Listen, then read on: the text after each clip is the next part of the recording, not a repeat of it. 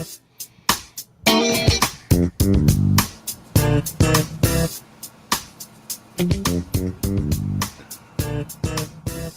morning. Welcome to Say Something Real. I'm Keith Parris, sitting in for Michelle Bryant, who's still traveling. Good morning, Devo. Good morning, Jermaine. Good morning, sir. How's everybody this morning? Go ahead, Jermaine. Well, sir. Well, okay, there it is. It's well, sir, huh, to him? yeah, I mean, I can't say well, woman. Man. It's well, sir. See, when you have a scholar like Keith himself. Oh, man. This dude. Look how Keith got his arms folded already. when you have a scholar of such a magnitude sitting right across from you, your words become more dignant, you know? More what? That's a new word. It's called dignant. That's short for dignified. That's it. Rise with ignorant. That's it. We get more dignant. Or in your case, indignant. Indignant. That's it. Well, good morning. Welcome to the program. Again, I'm sitting in for Michelle Bryant, who's traveling. Hopefully she'll be back tomorrow. So I'll do this. I'll talk about my stuff on my program. How was your weekends? But I asked that, didn't I? Well, I mean, for me, sad situation for the music scene, for the city. Antoine, aka OG Tweezy, those that was in the music industry, music field in the city, know a lot about this guy. He put in a lot of work musically and also just outside of the music realm, with helping people, straighten out their lives. That was on a terrible track. And he used his platform to help reshape a lot of young men and, put them on the right path. And it's just so sad, man. I mean, I still can't believe it. Well, I had a chance over the weekend on yesterday. First, let me ask you, Keith, before I get into my weekend, how was service yesterday? I know you spoke over at Antioch. I wasn't able to make it as I was spending time with my mother. Went by there and cooked for her on yesterday. As you hated on me last week about it. No. Your words were echoing in the back of my mind. No, stop it. As I approached that sacred desk, and I was thinking, it was good. I, just there covering for my buddy, Pastor Victor Mans, and just been able to go over to Antioch. Love going to Antioch. I appreciate that. That's a historic church there. Were they ever right there? Yes. I thought I remember them being right there. On the corner? Right there with St. James. I don't know if it's still St. James. Yeah. Years ago, I remember. But you know what? Out of all of these years of being over here in this area, I've been inside of that church one time. I think I went one time with some neighbors who went there when it was Antioch. That's why I remember it being Antioch. Well, we fellowshiped with them. Pastor Beauchamp was one of the few people Reverend Wanzo brought in for his church anniversary. Mm-hmm. They were very close. We fellowshiped with their choir back in the day. And now, was any relation to Louis Beauchamp and Beauchamp that played for the San Diego Chargers? And Marjan Beauchamp? No, I don't think he's related to them. But that he was their dad. Okay. Yeah. So again, I on yesterday got a bunch of steaks, man, about 10, 15 steaks, went by Mom's house, did some steaks on the grill, and my sister made salads, and, she did all the side stuff, Polish, brats. Just one of those days where you just felt like going by and spend some time with Mom, because I realized that I am in the blessed category to yet have my mother. So it just was on my heart to do that, and that's what I did. It was interesting. I kind of joke. I said, me and Rhonda live in the white part of the block. Well, there's not a lot of black people on our block. But my neighbor on the corner, he's been there about 8 years. Now, I didn't think about this. Rhonda and I have been in this house for about 28 years, right? Mm. And so we have seen people come and go Mm-hmm. in terms of when we first got there. And I think we moved there in 97. We moved there and to see people like when we first moved on the block, uh, former Mayor Tom Barrett lived down the street.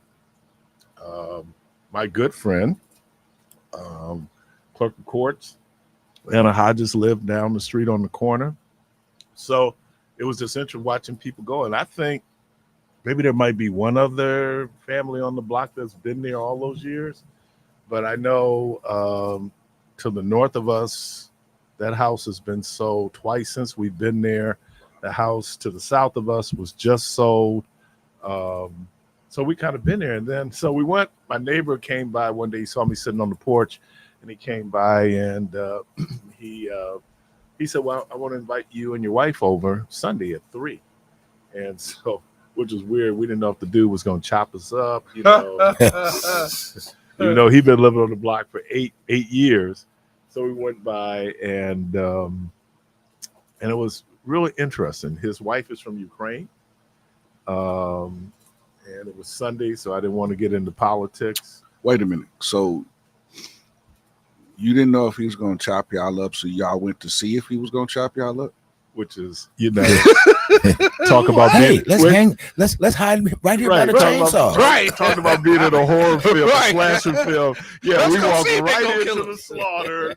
You know, where's Keith? You know what? He was at work on Friday. We ain't heard nothing from him. You know, so yeah, and it turned out to be a real good conversation. It's amazing what people do, you know, in terms of their houses. And I think he would have what would be like a bungalow. And first of all, how really long those houses are, you don't realize how big they are until you get on the inside of it.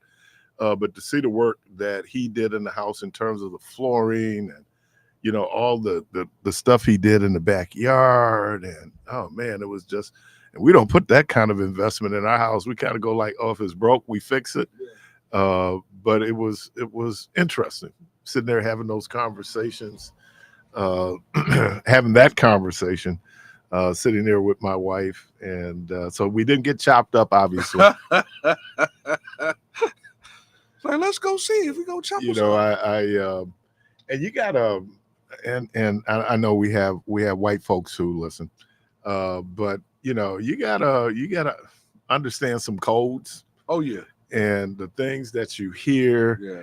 And I remember saying to Rhonda, I think he's dropped the N-word once or twice in this. I mean, because be when he honest- started complaining about the black neighbors, you know, Oh, he it's wanna- over. Here you come. You know what he want to say, Yeah. right? Them old. And, you know, we You- thinking you it people. too. Yeah, we thinking it too. Like, yeah. So, and he wanted to feed us, but we went like, nah, we good. We good. Right. Not that we, you know, we just good. And then I thought about Keith, you stuttered a little bit there. Yeah. So that right there told me that you wasn't eating no way. he didn't want stove top and he wanted dressing. Sure, come on. My wife then made him that. and- No, we're Well, okay. we're good. We just ate when we left But church. you know, he's a chef. He used to be chef down at one of the chefs, one of the cooks down at Hotel Metro. Well, see, you didn't say he was a chef. I didn't hear that part. If you No, did, I did, but still, man. You know, if anybody knows me, they know that I rarely eat anybody else's food. I don't know, and especially if I'm at a repast, at a banquet, I kind of pick at it. But I'm not one of those people that, you know, people say free food. Him and Rhonda had a very interesting conversation because I can't get a new word other than interesting, but it was listening to Rhonda, who is really a scratch cook. Mhm. You know, maybe she'll go to culinary school. I don't know at this point in her life. And to hear them have a conversation. So macaroni and cheese came up. And he puts tomatoes in his macaroni and cheese. That's why you won't eat it. And so we had this conversation. So Rhonda she looked at me and she go, well, I don't know if you'd be able to take that to black people's house. No. And I said, you know what? The world has changed, though. The way we doctor macaroni and cheese, it ain't my grandmama's macaroni and cheese anymore. Doc, you show up at a black person house with some tomatoes and macaroni and cheese, you getting kicked out. And your black card is getting taken. And that's like showing up. Don't leave out raisins in the potato salad. I was about to say that. That's like showing up with raisins in the potato salad. Like, or like Thanksgiving, like you show up with stove topping and not dressing. No, I know dressing is dressing. Nah. But stovetop is good by itself. I'm not trying to make that be the you know. All right, Debo, I'll mess around and get your black card. But no, I'm just saying, we have to realize stovetop is a stuffing. And we don't use it. And you can stuff different things with it, but it should not be like in there with the turkey with a pan of stovetop around it. No. Well, that's what I'm saying. You show up for Thanksgiving with stovetop and some people are so good you'd even know that was stovetop. Their dressing is so good you'd even know. Be like, man, this tastes. Man, my wife get in there and she make that cornbread from scratch, mind you, and that's the basis of her dressings. She make a cornbread. You gonna eat your cornbread? Oh, jeez. So it was, but I argue, like, do you like breadcrumbs? Yeah, oh yeah. Now, I love breadcrumbs. I pointed out that historically, many of us couldn't afford breadcrumbs. I mean, it was just enough getting the stuff together for the macaroni and cheese.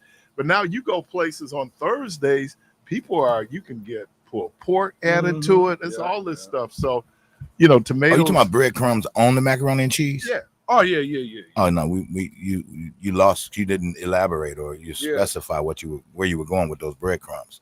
Yeah, I thought because some people use breadcrumbs to make their dressing. Yeah, salad.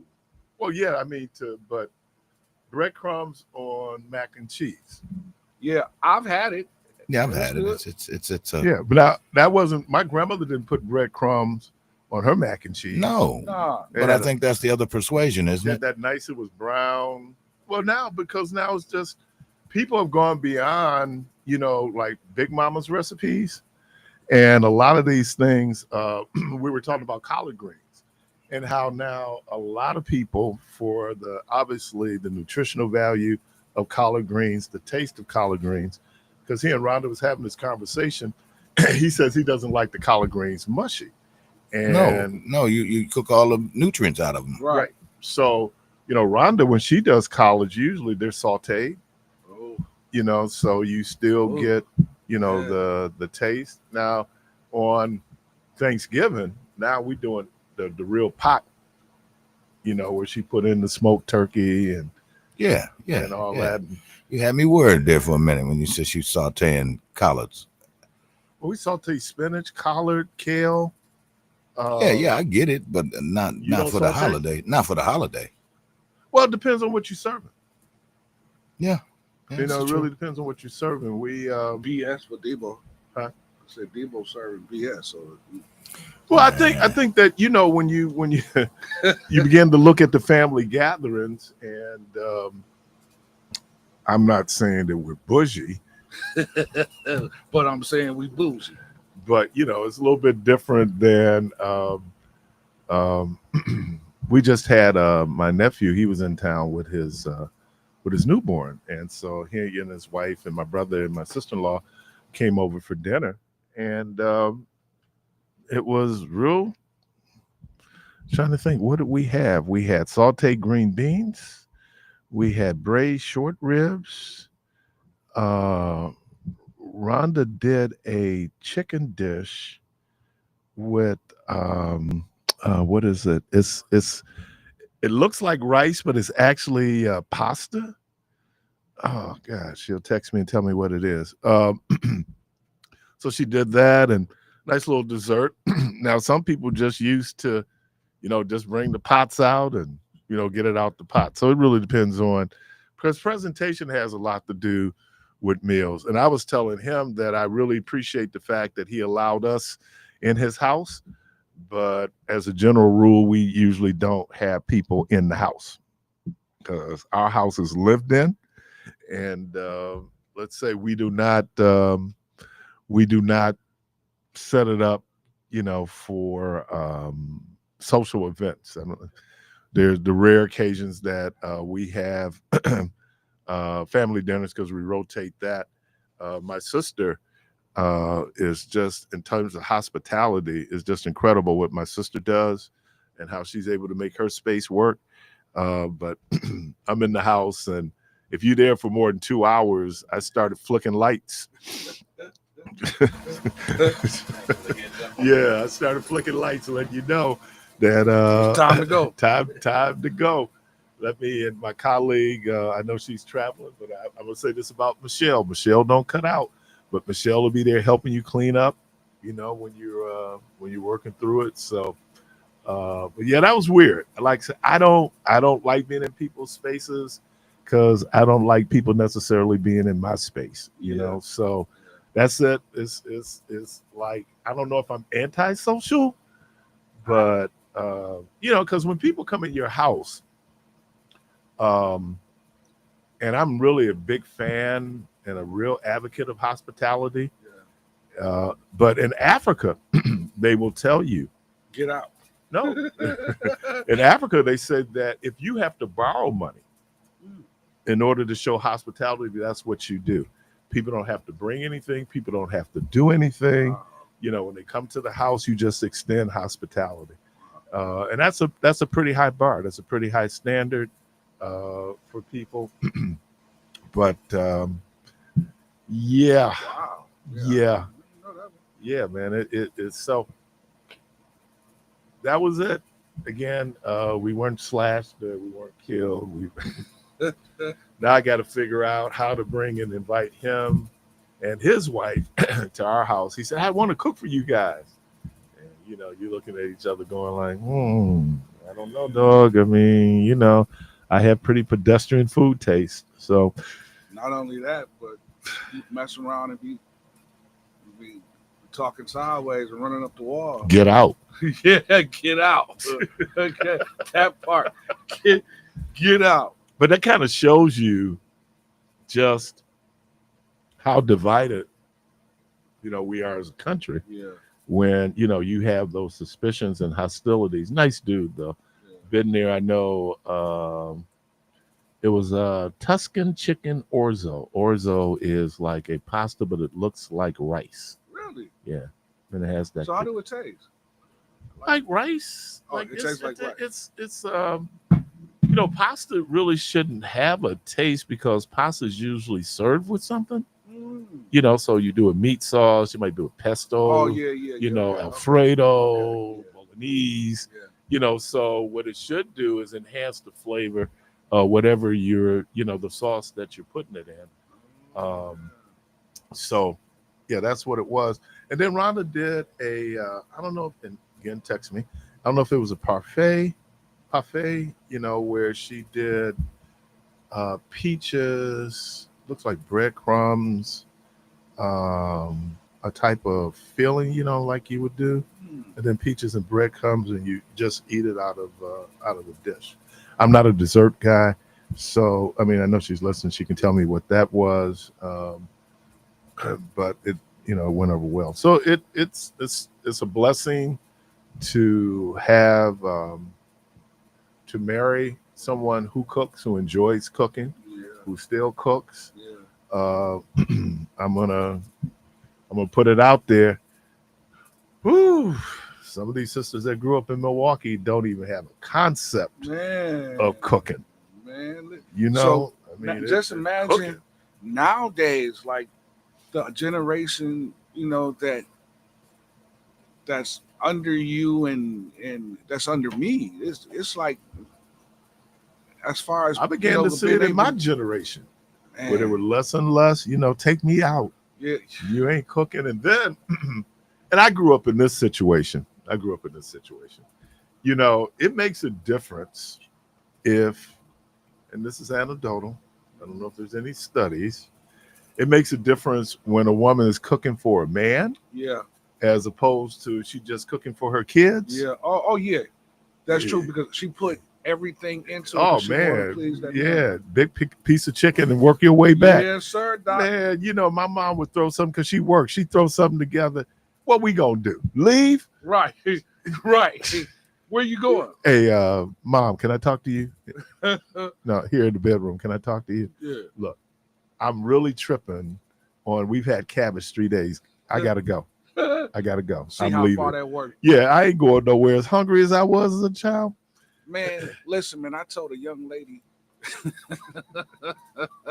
we was out on a date, and it was the last date that we had because she told me, she said, I don't cook.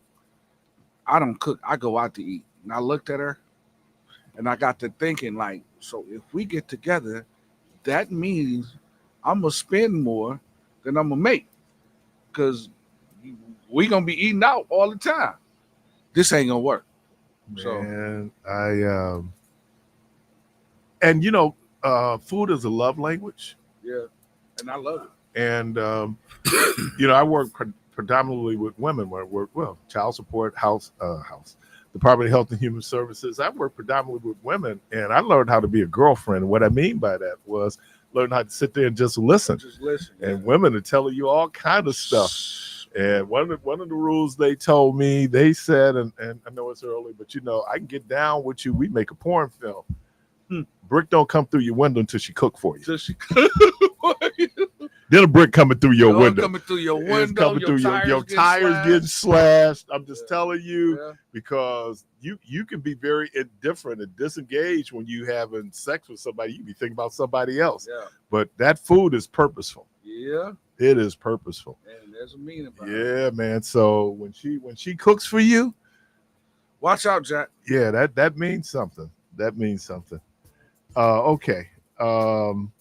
Rhonda just texted me. It was a peach cobbler cheesecake parfait. Lord have mercy. Jesus. She made that?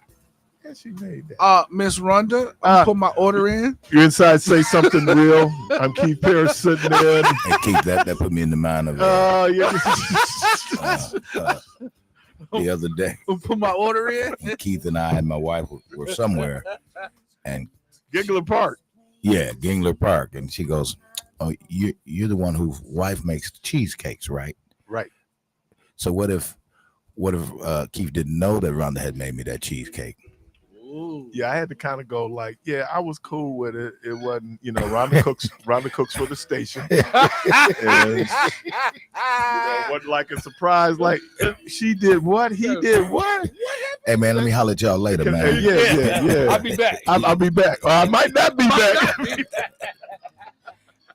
Devo, get my check. I might not be back, you know. Put it on my No, she book. did that. I said, oh man, because I don't even eat cheesecake.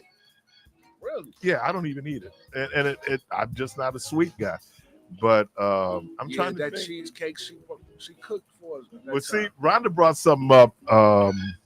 Who was it? It was Keon and Michelle, and I do it every morning. I'm up at 5:30 in the summertime. I'm on my porch. I'm reading the papers and I'm drinking a cup of coffee, right? And so they joked that Keith was on his porch or whatever they called it, eating scones and drinking espresso. So Rhonda heard it, and guess what she did? She made scones, and I brought the scones in. Oh, wow. Now I'm gonna go out on a limb. I don't think those Negroes even knew what it was, but yeah, give me a hard time. So it's been that. I brought in sloppy joes for folks. Yeah, she just cooked for the station. Yep. Well, my order. All right, you say something real. Want to make a couple dollars, Miss Rhonda? Inside, say something real. I'm Keith Pearson in for Michelle Bryant. Hey, the phone lines are open 414-444-5250. We're going to take a quick break and we'll be right back.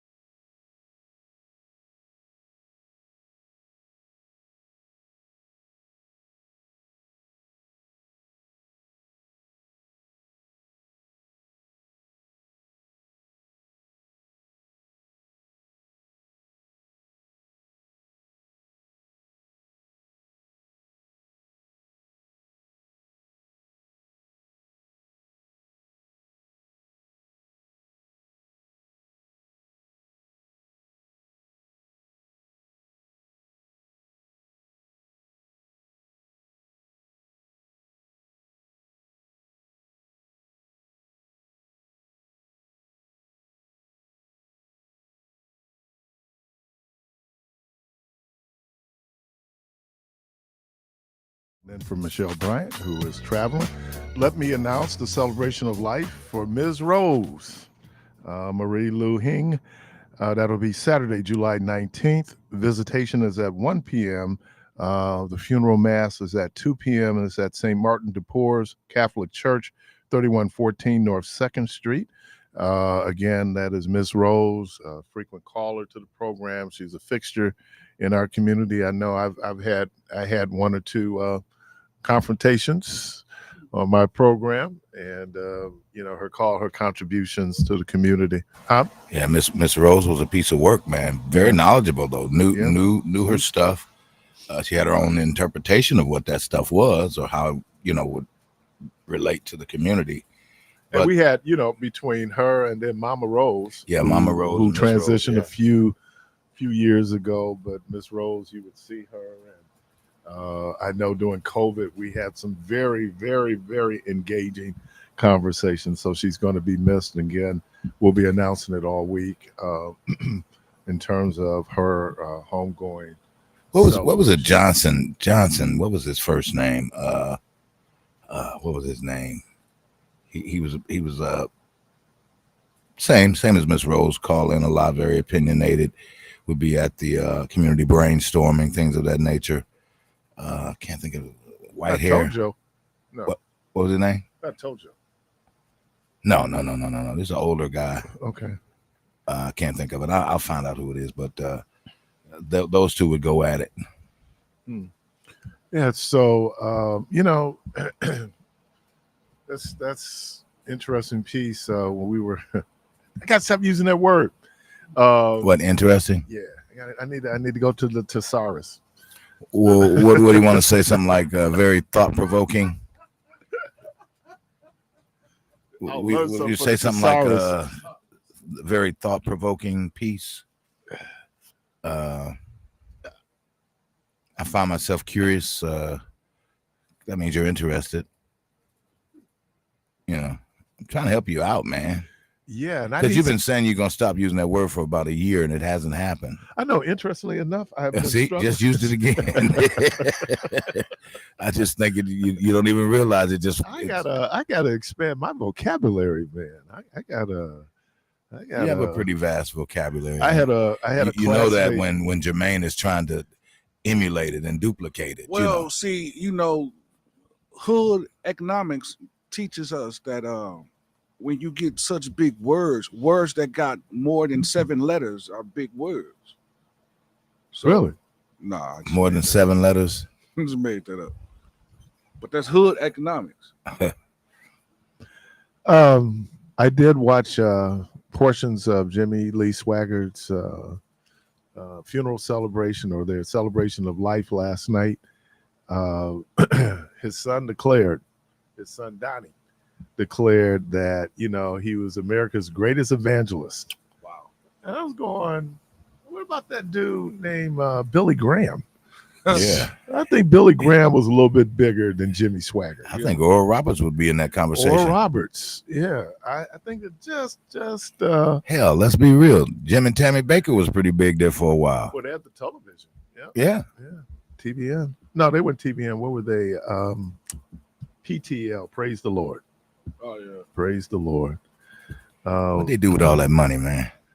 They were talking about all those expository Bibles that they sold. And they showed a lot of clips. He was really big in the early 80s and mid 80s, and they would show these crusades, Madison Square Garden. I mean, it was packed, packed to the rafters with folks. And then I set up, and now I have to put on these homiletical lenses to kind of view his messaging. And it was a pretty fundamentalist message. It was about sin and the sin nature. And here's the problem. A lot of times when people are preaching against sin, they then fall prey to their own sins.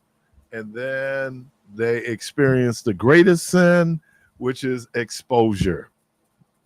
Well, I mean, the scriptures do say, man, that your sins will find you out. So, well, I'm just saying the great danger in people tripping on somebody else's sins is that you're definitely going to stumble over your own. Well, yeah, that's like that's like the young prophet Brian Carney. I think that's his name. The young prophet. With my boy up in Detroit. Yeah. Yeah. And all of the stuff that's actually coming out now. That is his young lady that he was dating of 10 years that he hasn't married yet. You know what? Who we talking about? That ain't no thing. That ain't no thing. We around and dated for 9 years before we got married. You just want to be sure. But I mean, no, I completely get that. But what I'm saying is all of the stuff that he preached against, having sex outside of marriage. Who we referring to? Brian Carney. And, Brian who? Brian Carney. He's a prophet. Oh, okay. And all the stuff that he preached against, and then when you get out the pulpit, the stuff you preaching against, you doing, because that's the hypocrisy. It was something that Bishop Yvette Flunders said. She said, you know what? Because she was talking about closeted clergy. She said your bedroom should line up with your pulpit. Yep. And she told the story though. I got a sense of who she might have been talking about because she was a gay woman. She had friendship with young gay men and certainly in the church sphere. And she said she was at some major conference, huge conference. And I don't know if it was the organizer of the conference, but this person was a major clergy person. And she said she saw the young man. He didn't know how he was going to, he's just there. He don't know where he's going to live, where he's going to stay. She said she saw him a little bit later, and he had a hotel room. And she said that, oh, where'd you get it from? And he named the person who had hooked him up with the hotel room. She said she took the key from him, went up to his room, the person, and she said, how dare you, where you have these young men who look up to you, and now you're taking advantage of them. Yeah. I think that's another reason why there was big falling out with her and a lot of folks. But, so people, I know a lot of people like to preach about sin is one of those things that you can, emotionally resonates with people especially when you talk about somebody else's sin. One of the reasons why the Diddy trial had so much interest was that, Diddy was doing things that, most people don't have the capacity to do. And so I think the word is prurient. It kind of appeals to our prurient interest, where we kind of go in and we oh man, dude, a freak. Da, da, da, da, da, da, da, da, da, da. I ain't gonna say all of us, but a lot of us got some freak in us. Whole lot of us. Yeah, so I'm not gonna say all of us because I'm sure somebody will call and say I don't. But I'm just saying that some people do. Man, and I'm gonna say they might act on it, but that's why I think your bedroom is your sanctuary. What you do in your bedroom is between you, the person, and or persons you're in the bedroom with. I know that's hard for a whole lot of folks, but I don't want anybody getting in my bedroom. I'm certainly not going to try not to get in your bedroom, even though sometimes it really seems interesting what's going on in your bedroom. But I'm going to try to, hey, you doing that? But no, man, and I'm a libertarian this way. I believe that you have the right to do whatever you want to do. It's as long as you don't hurt anybody else. Yeah, well, yeah. You know what you want to do with your life is what you do with your life. It's not for me to say, and that's really kind of, I won't say counterintuitive to what one of my vocations, but what I'm saying is that a lot of times we want to put these rules on people that are difficult even for us. And that gets us back to Jimmy Swaggart. Jimmy Swaggart would be out talking about he had a problem with prostitution, only to be caught with a prostitute not just once, but twice. So it's not so much Jimmy Swaggart was with the prostitute as much as it was Jimmy Swaggart was preaching against prostitution, which then makes that a hypocritical act. Well, do you think, and I've heard preachers say that, when they're preaching to the people that they're preaching to themselves as well. But preaching to and then doing something I about get what it. you're preaching about Yeah. are two different See, things. but since you can tap into the spiritual realm, but you still got the human realm that's that you live in every day. So having that flesh realm and that spiritual realm, like you can tap into the spiritual realm and say, hey, this and this and this and that. But once you come out of that spiritual realm, you still got to live in the flesh, and your flesh don't want to do right anyway. That's not true. Well, no, your Your flesh, flesh can do right, your flesh but can do wrong. but but your flesh don't want to do right. You have to bring your flesh under subjection. Certain. That's so. What just in the course of human history, what we found out is prohibition does not work. As a matter of fact, prohibition only increases desire. It is the forbidden fruit. Mm-hmm. When you tell somebody they can't do something, now are people dealing with issue in terms of they might have issues around their sexual orientation. Mm-hmm.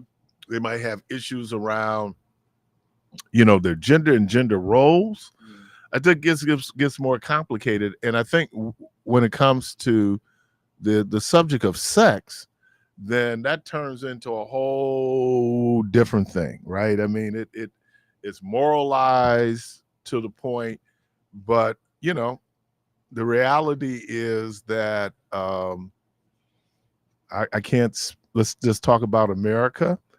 There are probably a small percentage of the American population that gets married that did not have sex prior to their marriage. That's a small percentage compared to the vast majority of people who probably did have sex prior to them getting married. Mm-hmm. So we should be concerned. We should be concerned about, like, for example, the spread of, STIs. We talk about, pregnancies that people are not prepared for. These are all kind of consequences of sexual behavior. Yeah. One of the reasons why America was so slow to deal with the initial outbreak of AIDS was who was getting it. Yeah. If it was straight white men who were coming down with AIDS, trust me, the response would have been swift, and the response would have been, we need to deal with this, because it was primarily initially gay men and then IV drug users, right, who was getting HIV. The church moralized it to the point there were some people, man, and to have so much hatred where there were people who felt like people who contracted AIDS deserved it. Wow. I mean, that and look, that wasn't isolated. I'm trying to remember the church, this church in Kansas, where they would go and protest at people's funerals, right?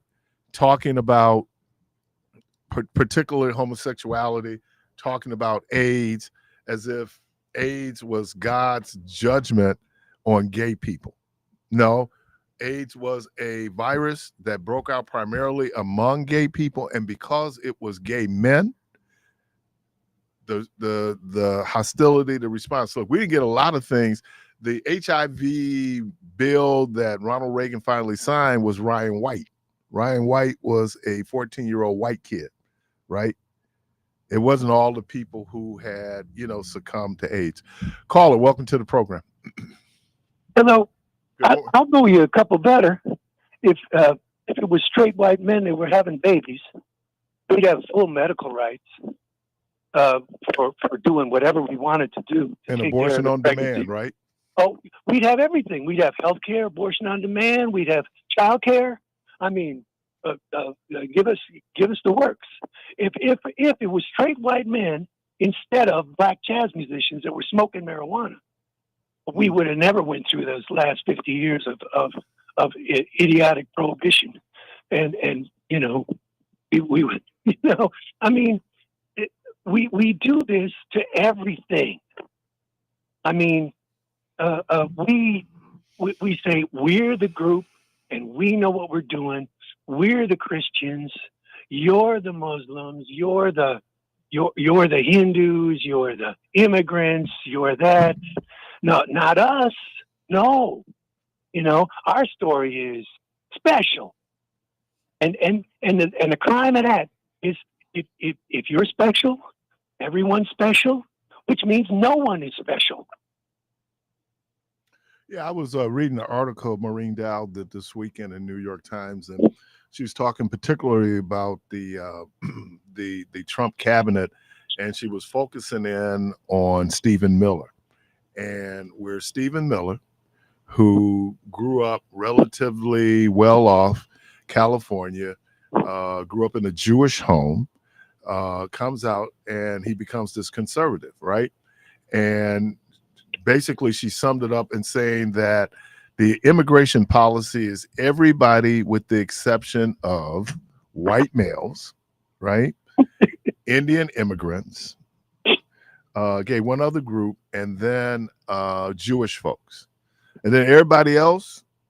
Now, one of the fascinating things about this whole discussion is that when we're kicking out folks from Mexico, Central America, these are indigenous people who were here on this particular continent before Europeans, right?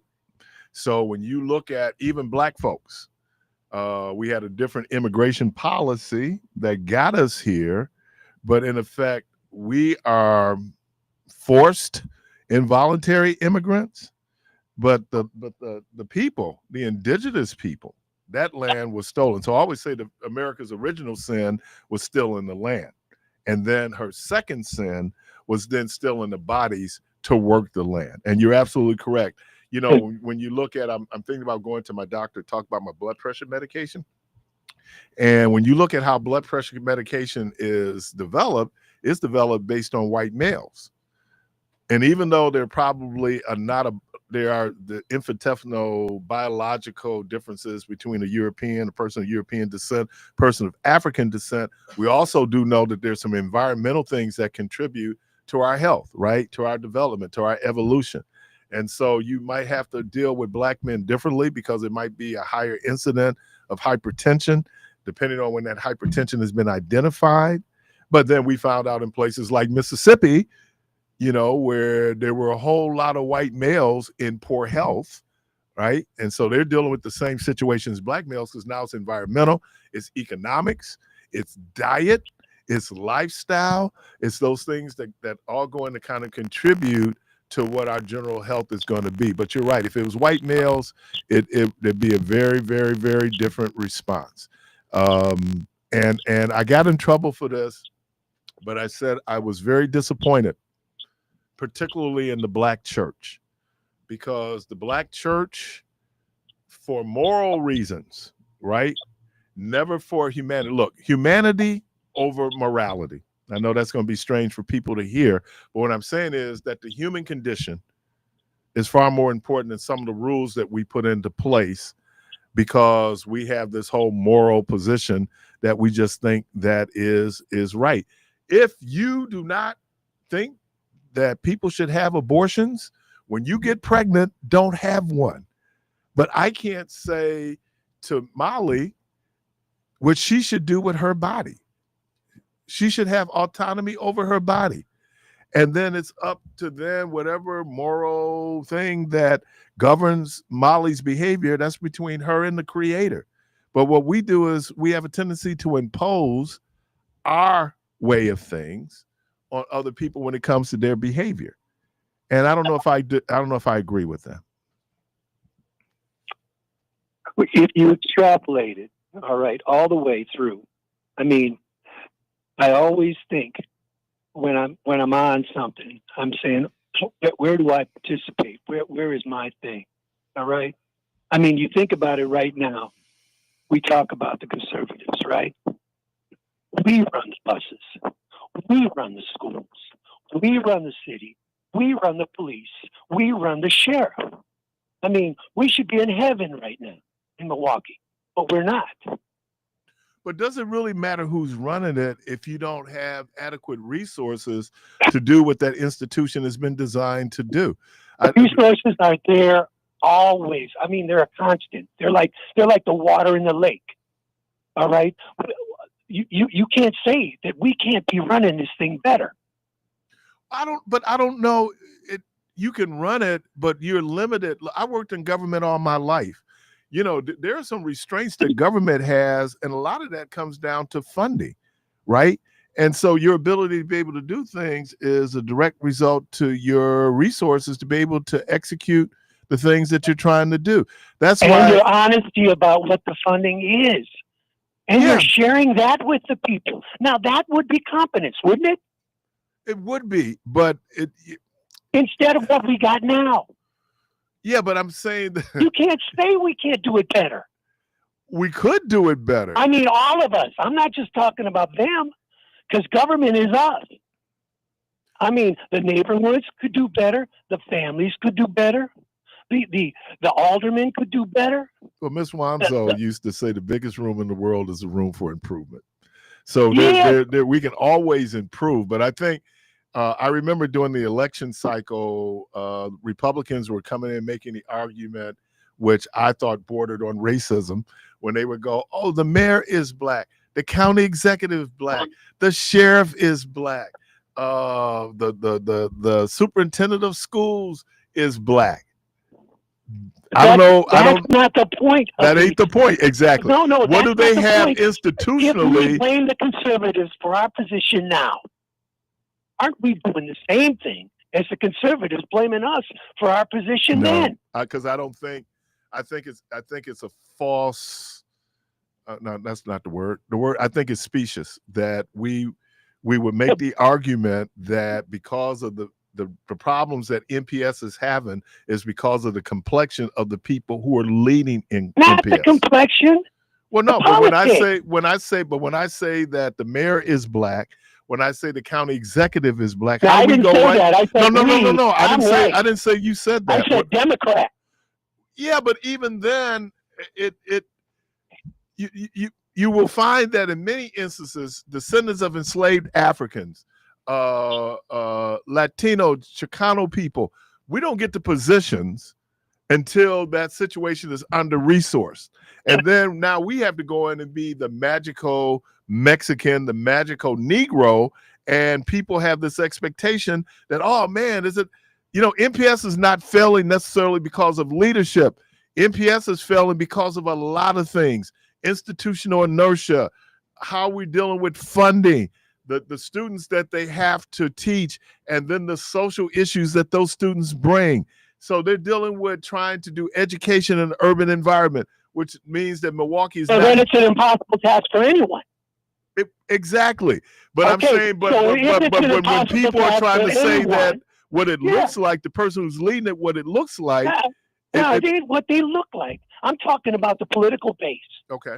All right? The reason we're failing as Democrats, as our group, which would be holding up our end, is because we're not putting up competent people. We're not putting up intelligent people. It's exactly as Michelle was talking about the Senate race. Now, even though I disagreed with her, but if we don't put the most competent people in, if we're not training, if we're not allowing the young people to get out there. Can I partially disagree with your premise, though? And I'm going back a few years, so if that's okay. The Democrats in 2016 had the most qualified person ever to run for president, and she lost. But that's not Milwaukee. I'm talking about Milwaukee where we control things. But I have. Look, I was going to wait to talk about it on my program, but I just saw the mayor Saturday, right?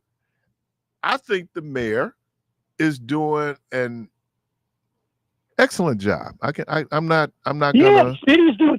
I think the county executive. I'm talking about the transit system. I'm talking about. But the transit system is that's real interesting because the transit system is actually, we contract someone to run the transit system. Milwaukee County does not directly run It is a different management company that goes in. That whole idea, and look, I have problems sometimes with that transit union. I'm still salty for when they decided to go on strike a few years ago on July the 3rd, which made getting down for the fireworks. And I think the Isley Brothers are performing at Summerfest, and they're on strike. I understand. Look, I have family members who are bus drivers. But yeah, that to find out that all of a sudden there's an $11 million deficit as they go into contract negotiations. Yeah. But that's a management group. That is not Milwaukee County No, that's per se. incompetence. Okay. It's incompetence. Trouble. You could be, in trouble in your job or something. But if you just don't pay your mortgage and you lose your house, that's incompetence. Well, and the public schools, it's almost similar. The fact that, one person you should talk to, if you will talk to, is Howard Ford. Because it's like between the teachers union trying to choke off the administration and the administration trying to buttress their power. I mean, the kids just lost in the struggle. Well, and We let's got not great just kids, we but got let's great not just teachers. say it's the teachers union, because there's also the business community who really would love to see MPS be funded and come up with a whole totally different school system, because in their minds you're going to be paying less taxes. So we've been going back and forth with this. There are two players when you look Right. at And if public they're both education. wrong, both need to change.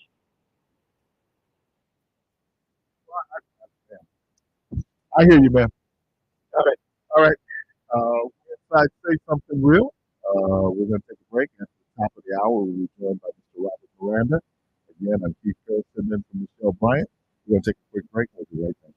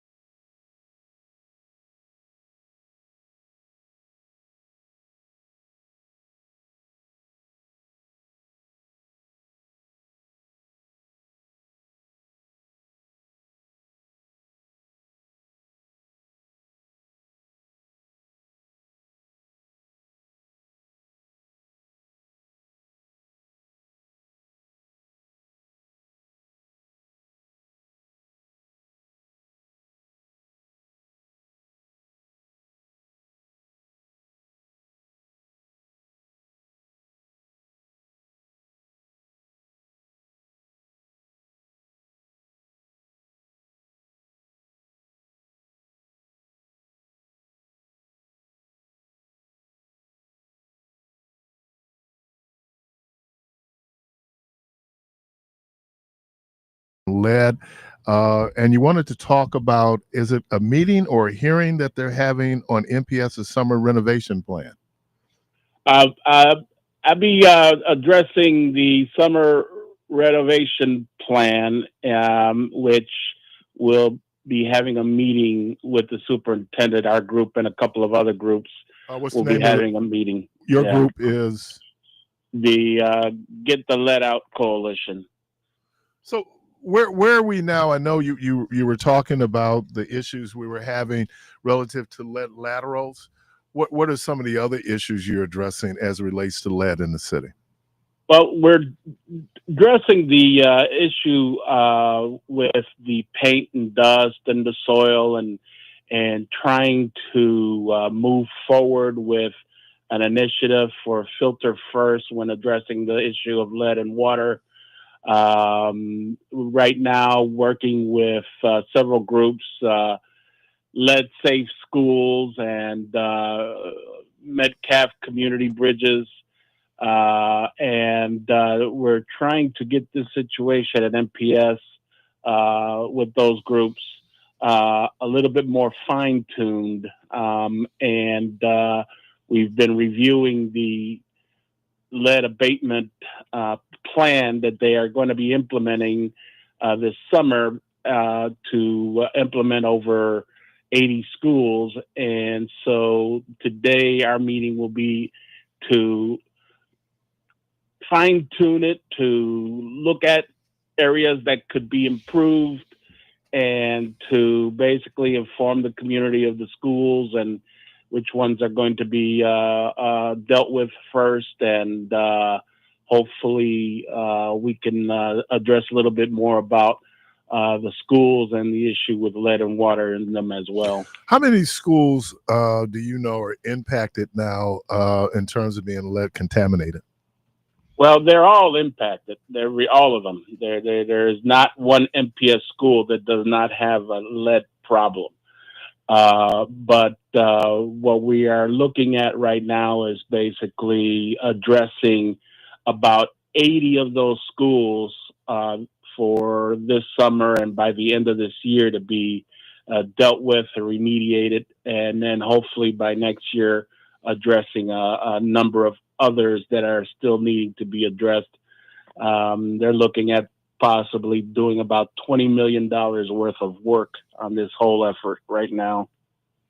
And I'm looking at the MPS summer renovation plan. This is the letter to Kirsten L. Johnson, Secretary of State of Wisconsin, Department of Health and Health Services. One of the things is that I see that initially, because I'm trying to look at how the money is being spent. Right now, you said it's about $20 million. Is that the total amount of money that has been allotted for lead mitigation abatement in Milwaukee Public Schools, or is it more? That is for the lead remediation. So that right now is the roundabout figure that they're going to be working with to do what needs to be done immediately to move us forward from this crisis currently. My thoughts here on that, and I'll know more probably after this meeting, how much more we're looking at. If you already know, the superintendent of Milwaukee Public Schools has already indicated at the possibility of needing to do a referendum for this specific issue, which I think is definitely needed.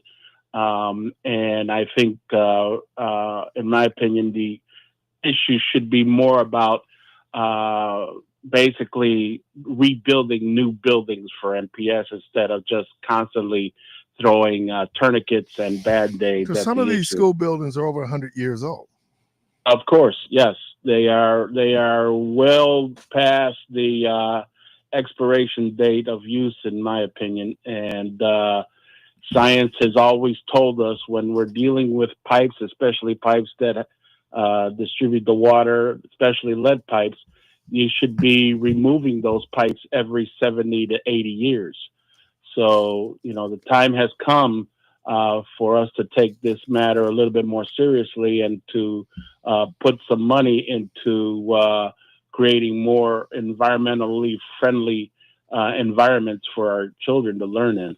You mentioned something that the Dr. Casillas had said this is a priority.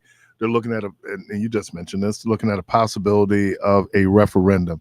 And I was purposeful in my sentence structure where I didn't say another referendum. But, there's the politics around. There's still people salty about this most recent referendum. Was 187 million, I think, as I'm trying to remember that number. Would it be difficult to then go in and, even though we know how serious an issue this is, the health issue, the impact that lead has on the learning of the children, do you think that there might be an appetite for yet another referendum where people are saying, what wouldn't that 187, shouldn't that have covered this or part of this? There is going to be pushback. There's no doubt about it. I think that people are going to raise an eyebrow but I think that we need to really seriously think about the future of our community and the future of our children. And I think that, if we're ready to throw in over $280 million to develop the Deer District and build up downtown and make downtown and Milwaukee a beautiful place, we should be also thinking about ensuring that the children who are going to inherit all that are going to be able to run the city, manage the city, and take care of the infrastructure of the city. And to do that, we need highly educated kids. MPS is not the only thing that impacts kids when it comes to lead. Where are we in terms of the lead laterals? I think one of the fascinating things is when you look at a map, obviously it starts with a lot of these older homes. A lot of these older homes would be in what we call the near south side. Is there work being done now around that issue? I know that there was money part of the infrastructure bill to address that. So is there work being done? Yes, there is work currently being done. They are removing the lead service lines, the laterals that connect from the water main to the inside of the home. And that is moving forward. They have been progressively doing well on that front. Recently, Mayor Johnson did come out and say that they passed a threshold of 10,000 lead service lines now have been removed. We still got about 60,000 to go. But the point here also is that when we're dealing with lead service lines or lead pipes, we also have to remember that the homes that have lead-bearing premises plumbing have to be brought up as well, and homeowners need to be made aware of that fact. And the city government has to come up with creative ideas and incentives to work with property owners to see about removing those lead-bearing pipes in the house. Because it really doesn't serve the community well if we're just going to remove the lead service line and we still have lead pipes inside the house that are still poisoning the children and still harming families in our city.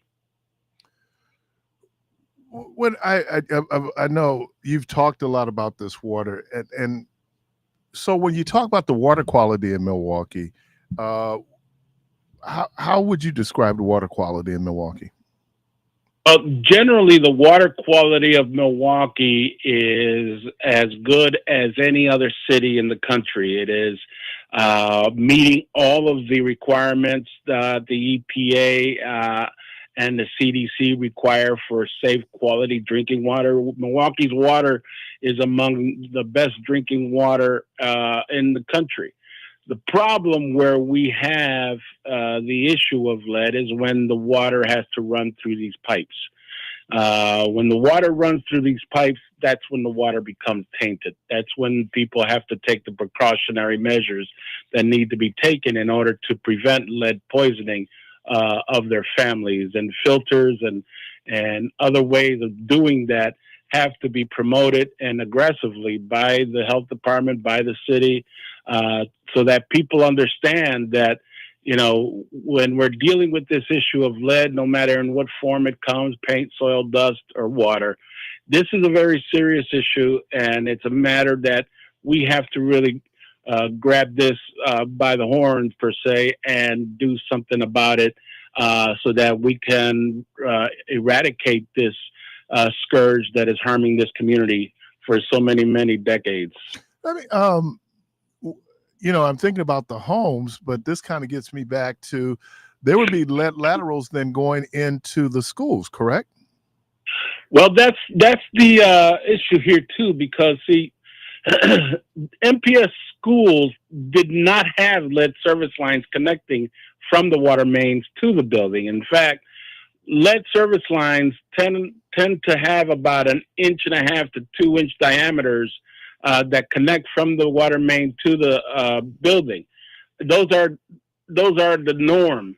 Why it's bigger in MPS is because you're servicing a bigger building and a larger need for more water. So the pipes that connect from the water main to the building are not lead service lines. They're mostly the same as like the water mains, cast iron and stuff. The issue with the MPS buildings is that within the buildings itself, they have lead-bearing premises, lead-bearing pipes inside the building. Okay. The pipes that go up along the wall and stuff like that. That's where the issue with lead water comes in with MPS. Is that being addressed as part of the lead mitigation? Well, that's what we're going to be talking about today, because in the plan doesn't really mention much about that, and that's a concern that we have as an organization to address with the superintendent today. It's you, and are there other organizations who are also at the table? Yeah, there'll be the group parents, Let's Save Schools, and the Metcalf Community Bridges group that will be part of this discussion. And Let's Save Schools has been a spearhead in this whole movement, and has been a very powerful voice of parents organizing to make the improvements. And we're very proud to be working alongside them. Robert, how did you get involved with this? Well, I took interest in the issue of water because I've been affected by water. I'm a Marine from Camp Lejeune. My health has been affected by the water, drinking the water there. And so I've had for a number of almost decades, a number of years of interest in that. And when I saw how lead and water was impacting cities like Washington, D.C., and then eventually Flint, I took an interest in to see what's going on here in Milwaukee, and saw that we had a serious issue with that as well here in Milwaukee. So I organized and took on the issue back in 2015. Now, has Flint resolved a lot of his issues around their tainted water? Flint is progressing slowly, but they are progressing. They still have lead pipe issues, but they have been able to address this matter, not in the speediest of ways, but it is being addressed. And just like Milwaukee and many other cities, the issue once again comes down to funding and trying to get the necessary funds to move to eradicate this issue from our water system. Now, is this meeting open to the public, or is this just a meeting that you're having with the school superintendent? Yeah, this is just a meeting that our groups are having with the school superintendent. Obviously, the groups will be providing information. Again, Let's Save Schools has been in the forefront on this, and they have been fantastic in releasing information and letting people know what are the issues and what needs to be addressed. And so we'll be doing the same thing after the meeting is done. I see that there is a scheduled completion date of December 31st of this year. Is that realistic? based on the scope of the problem? With the number of buildings that they have targeted, phase 1, phase 2, I see that as a realistic approach, a realistic attempt. It's a matter of then moving forward to addressing other buildings within the district that needs to be talked about today as well. Well, Robert, I really appreciate you, man, taking the time. Will you come back and give us an update of what happened or what transpired at the meeting? Sure, no problem. I would be happy to. All right, appreciate you. Mr. Robert Miranda, and again, we're here talking about the lead remediation that's going on at NPS and the plan and the groups. Again, the groups who are meeting with Superintendent Casillas. Will be Lead Safe Schools, Metcalf Community Bridges, and Get the Lead Out Coalition. All right, appreciate it. Mr. Robert Miranda, always appreciate the work you do for the community, man. Thank you. Thank you. Take care. All right. You listen to Say Something Real. We're going to take a quick break, and we'll be right back.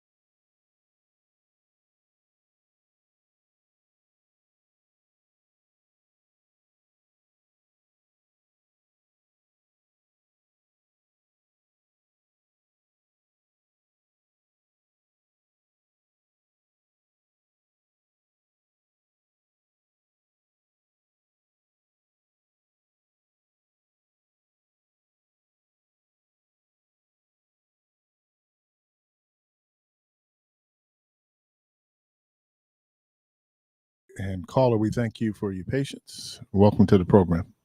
Good morning. Good morning. I just wanted to wish you a belated happy birthday. Oh, thank you. Since it was on Saturday, I couldn't get to you. We're not friends on Facebook? You know, me and Facebook, we have our trying times. They working with me though. I'm working with them, but Why you got to get worked with? because I'm right. I'm working with them and they working Wow, with me. wow, they got to work with you. I always get a little worried when they have to work with you. Because I'm right. Okay, all right. Here we go. I have you as one of my friends. I have you too, but it don't seem to work out. Okay, anyway, No, happy because then belated you birthday. can. Well, thank you. You can DM me, and then we really should share exchange numbers. So DM me and share me your number. I'll get with you. Okay. And thank you for that. Okay, and I hope you had a wonderful day. I did. I'm going to talk about it though on my program. Man. Oh, okay. Okay. Well, again, I'm Ray. I And you know just what? catch you And when I was catch you. when I always obsess when I have to cover for Michelle, right? Because there's a certain standard of professional excellence that I have to maintain. Yeah. Not so much on Community Voice, but certainly on. But so I kept thinking, like, I'm hearing Al Sharpton, keeping it real. That guy said, don't be say something real, something real. So just be able to get my mindset into being able to move from point A to point B. But thank you for that. Okay. Well, carry on. Are you going to still be on your show? No, I'm going to leave right after this. No, yeah, 4 hours. Right. 4, Reverend. 4. I had a 4 deacon, hours. and when we would be the kids, whoever was getting baptized, we'd be in the study. So he tried to let me know how many I love Deacon Dickinson. He come in, he said, Reverend, we got 5. We got 5. If one of the people don't show up, we come back. No, Reverend, we got 4. We got 4.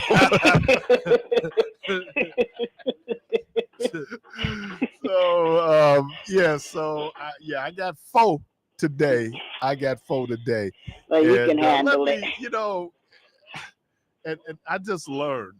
I learned this. What is it? The Bible says that a kind word turns away wrath, right? Yeah. Mm-hmm. So whenever Michelle will ask me to do something like cover the program, I just say yes.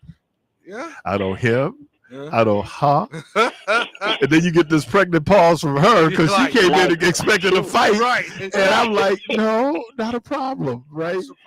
So she goes away mad because she right. She go away mad because she didn't get. She texted me.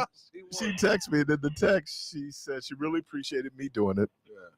And then she said, I'm not going to come for you or hate on you for 24 hours.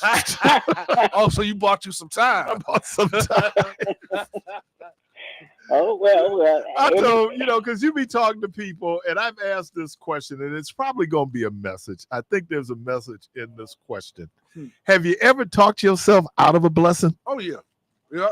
I'm sure I mean, you had the blessing. Yeah. You had it. Mm-hmm. It was right there in your hands. Mm-hmm. And instead of shutting it down, you kept on talking. Mm-hmm. You kept on talking. Mm-hmm. Yeah, man, that can't be a message, man. Oh, okay. I'll do that. Aren't you guys coming on the program? So anyway, so thank you, Gwen. I appreciate that. Appreciate you. All right. Man, that's a message in itself, man. Yeah, you right there. I like that. Now I got to push back on you on the verge of a breakthrough and But I'm just saying you had this. And you. Yeah, I mean there was a team I used to when I worked at Ben Franklin, and we had little intramurals. Oh. And I don't know if he listens, but I know Todd Spruer still listens from time to time. I had 2 Todds on my team, Todd Smith, Todd Spruer. And Todd Smith was on this team. I think they played like a 12-game schedule.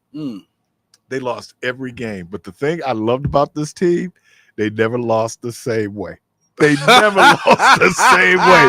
You know, we know they're gonna lose, but how they gonna lose? So it was always interesting. People show up to see now how they gonna lose this one. How they gonna They were so creative in losing games. One game they was up like 20 and lost by 10. What?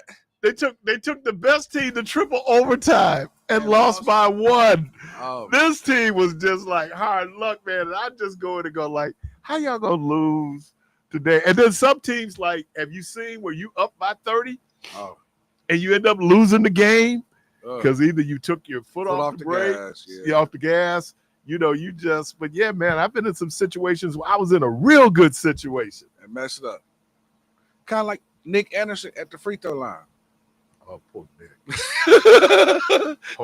Kind of like Nick. Oh, Nick. Oh, man. Nick was like a 85%. Yeah. I mean, Nick was a can't miss. Yeah. Oh, but the little kid, was it Nimrod?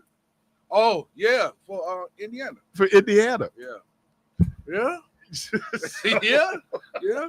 Because pressure, man, everybody, you know, and then here's the thing. You practice in your backyard. You practice over and over for this moment. Yeah, you practice the scenarios. Oh, man, and now the game is on the line. I ain't going to say now, DJ, who has no, and thank you, DJ, for showing up yesterday. DJ has no sympathy. DJ went like, they trash. They choke. No pass. No passes given. They choke. Yeah. Choking is relative. It's real. Look, there's a sequence of plays. I want to say 2016, 2017, Warriors Cavaliers. And what happened was LeBron James stole the ball. I'll never forget this. He traveled. Remember, he traveled and then missed the layup. No. Hold on, wait a minute. They missed the layup. They go the other way. Yeah. Iguodala is wide open. LeBron came out of nowhere and blocked it. Yeah. That was the most incredible sequence I had ever, because he had traveled and then he missed the layup, and I'm going, dude, you'd have cost them the game. Now, was this the same series when they got the rebound? J.R. Smith got the rebound. Oh, that was when he was with up, Cleveland. He ran the other way. Yeah, he running the clock out. Yeah, and the score was tied. The score was tied, and they could have won the game. They could have won the game. But they ended up losing. Right, but he ran the clock out. He ran the clock out, and LeBron was like, dude, I never seen, because you know the NBA is rare to see it. Yeah. But he was wearing him out. Like, dude, was you aware? Yeah. Yeah. But you know what? Won that. Yeah. I'm gonna tell you this. Yeah. That's why conditioning is so important. Mm-hmm. He who's able to breathe and think at the end of a ball game, because if you sit up here trying to catch your breath, your thinking is focused on you trying to catch your breath, man. Man, I'm gonna use two scenarios. One, when we was hooping, the coach used to always tell us, it don't count until you're tired, because that's when, you know, that's when you have to see what's in you. Can you operate and still get the job done when Coach you're tired? George Lepschwitz, who coached at Carroll High School in Washington, D.C., later became a mentor of mine. He said, Keith, when fatigue sets in, habit takes over. Yep. And what he's saying, that's why I talk about it all the time, and it's a metaphor for life. Yeah. That's why when you run and you shoot free throws, after you run, you shoot free throws, you know, because you work on your technique when you're tired. Yeah. So at the end of the ball game, you're formed, because if not, you're going to fall into a bad habit. Yeah. You know, whatever it is. And that's how it is in life. That's that. Look, the devil waited till Jesus had fasted and was 40 fatigued, days and was fatigued, and then came with the temptation. Yeah. But what he didn't know was he was preparing himself for the last 2 minutes of the game. Can we take up the offer? No, caller, welcome to the program. Ooh, I like that, man. I wish I had an organ, Doc. I'll tune you up. Give me my key. I'll tune you up. Caller, welcome to the program. Yeah, morning. This is Kathy. Hey, Kathy. And I haven't heard us talk about it, but just want to have everybody send a prayer out to the families who have been affected by this past week and this past weekend with the killings on Water Street, the child coming up, kidnapped on 39th Street over there is a killing. We really need to have a little prayer for that. It's just I'm not gonna say there's no solution, but it won't be one in sight anytime in the future. But people who listen to this show, I'm just asking people to, do a prayer for these people and their families and stuff. They may need help with GoFundMe or something, but I just can't wrap my hand around all these killings. And then the man that was supposed to be like a community leader on water to help out with a lot of different stuff. It's just too much, And I'm going to put this out here. I don't care how people want to see it. You don't have to give me any scenarios or other races. I'm not interested. Okay. Why are all those black kids going down here and young youth on these different areas that we never had problems with before? They're coming of age from high school now. Now they get to get out and go butt wild. I mean, where's are these parents? Where's the mannerisms? I mean, what's going on here? You're going to wreck it up not only for you but for everybody else. I've never seen it that bad. I've been down in this area for over 20 years, and even by Pfizer form, a lot of them hang out over there now too. I mean, actually, people need money for this. We need money for the schools, for lead. Then we need police officers down there. They say, well, someone beat cops walking around. Well, you can't hardly get nobody walking around because they only had 25 that graduated. They were hoping for 60, but they need 125. They only had 25 that graduated. And then you got 2 or 3 that are shot, injured, or killed already out here. So you subtract that from what we got. Well, we got about 18 that graduated. That's about what we got left if they're killing people or injuring people. If someone's injured, they can't come to your call no way. And if there's other events going on, I noticed on Brady Street doing Harley Fest, because I live right down here, we had not only just police officers, but to help to fill in the gap, they had armed security walking with the police also, that I guess to help subsidize some of the police that we don't have because we don't have enough recruitment at this time.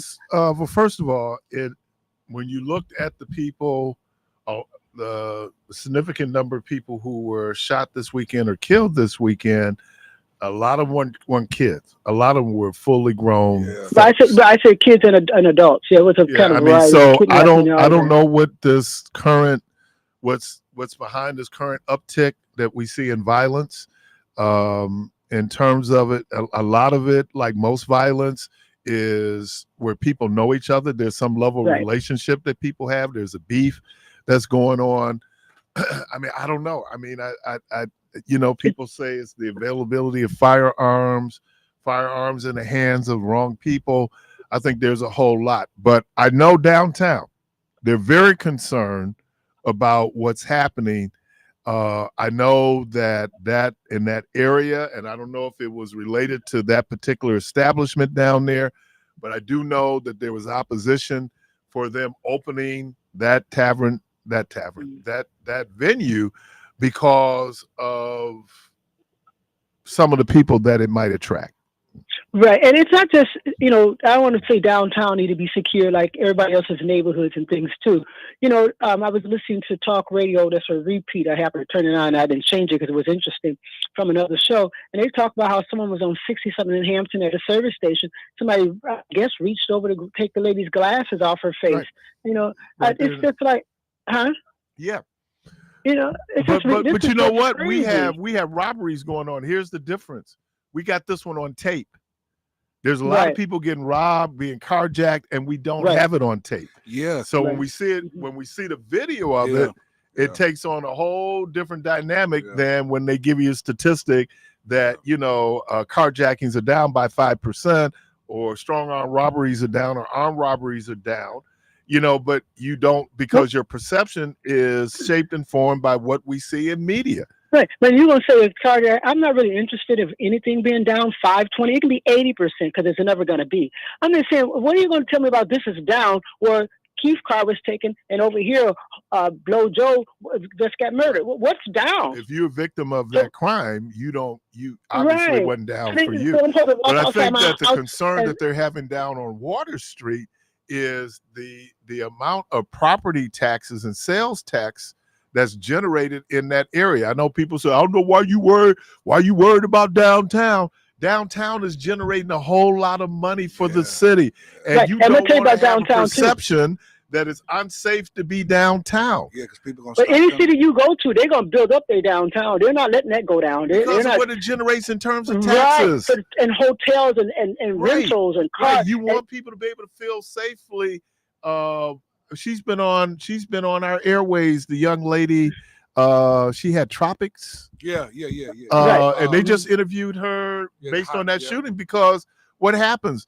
They have to do increased security. The Brownstone, that shooting at the Brownstone. Yeah, that was terrible. Right. Yeah, I mean, over and beyond the tragedy in terms of loss of life, but the impact they could have on that business. The shooting that they had at Elsa's. Yeah. That to the point that he impact switched everything switched around. everything up.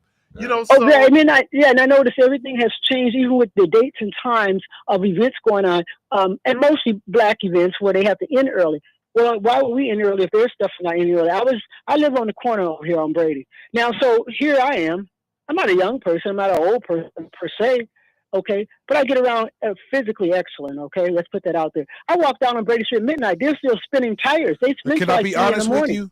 But that's I'm just saying is that they let them all night. I'm gonna use that for an example, Well, but we I know, but always they close want our to- stuff down early. We close our stuff down early, no matter where we're at. You go to these church festivals, look it up online. They go to 10 o'clock at night. Oh, we ain't got this. We don't have this. But the thing is that I'm not even fussing about that. There's something wrong in the water with some of these people. What they're doing. This one kid, they just showed his face. He's 18. His shot is dead over domestic but violence. Kathy, I'm going to I mean, say this to you, and I brought this up crazy. last week when you were talking. They were talking about. I said you're old enough to remember the Midway out at Summerfest. When did the Midway end at Summerfest? In the 80s. Why did the Midway end in the Summerfest? Some of the same behavior we saw that happened with Greek Fest. Yeah. It is free. It is young people.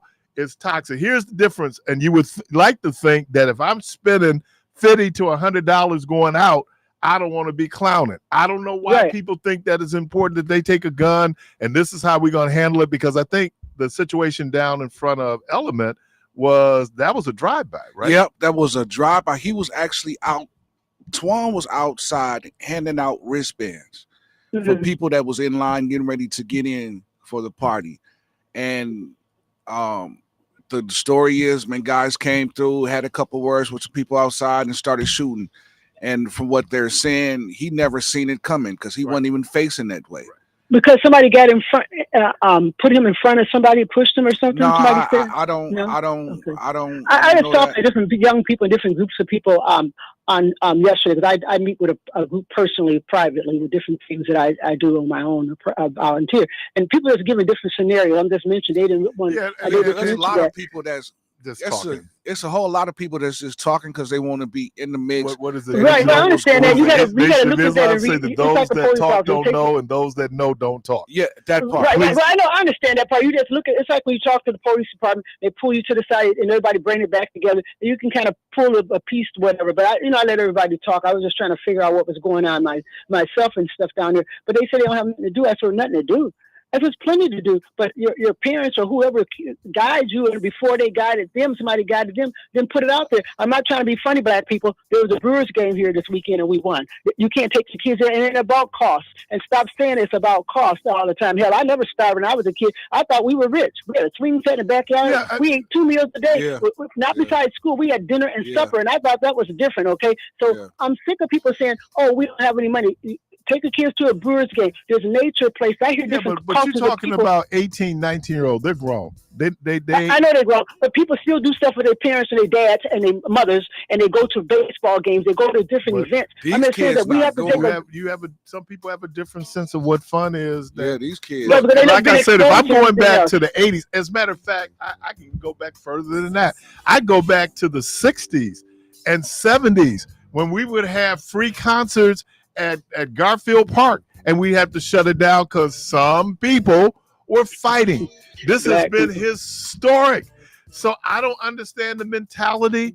I mean, I think it's I have a question for you too, real quick. And back in the 70s and 80s, we probably didn't have this question I'm going to say, but from what I'm looking at too, and what I looked at from some other folks that are social workers and people I mingle with sometimes, they say a lot of these kids are drug babies who are coming of age now too. And Eric Bond has said that's 20-year law. That's a myth. Well, people said lead did that to people. Well, we had lead. Lead babies. Yeah, lead. Now lead babies we can.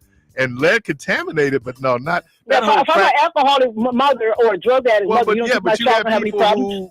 Who have that, but I think it's more. There's the social thing that's going on. Social, and they took Ritalin medication. They wanted the kids to have the medication. That brings out a lot of stuff. I think that you have sometimes kids from really good homes who just get kids do stuff that's really stupid. Yeah, and all of us, when we were young, probably did something that was stupid. But the guns and the shooting the people. The difference was we didn't have the guns, Kathy. It's just a matter of time. Kathy, we didn't have the guns because the behavior would have been the same if we had the guns. We just didn't have them. Yeah, y'all had knives and y'all used them. Right. Yeah. I appreciate you. Sure. I got a little animated. Yeah, hey, man, but it's the truth, man. Just y'all didn't have the weapons that they got now, but y'all had the mentality that they had. Y'all was fighting. Y'all was we gonna fight. Y'all was trying to figure out a way to get money, right? The same way that they doing now. I mean, Juneteenth didn't just get shut down from midnight in 2018. That part. Juneteenth was. How shut about down. Jam for Peace? Like you supposed to be jamming for peace, but you fighting. I'm gonna say niggas fighting the jam for peace. Just think about. But what did you have? You had an audience. Yeah.